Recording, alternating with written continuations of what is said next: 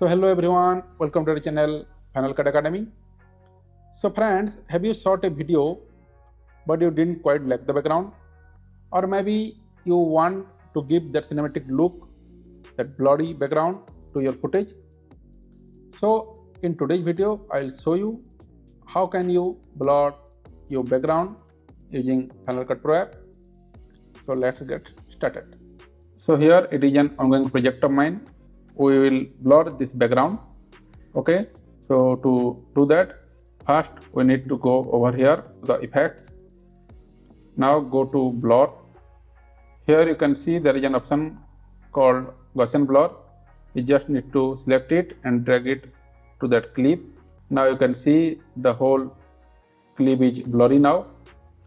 Now we will go over here, click here, click add shape mask.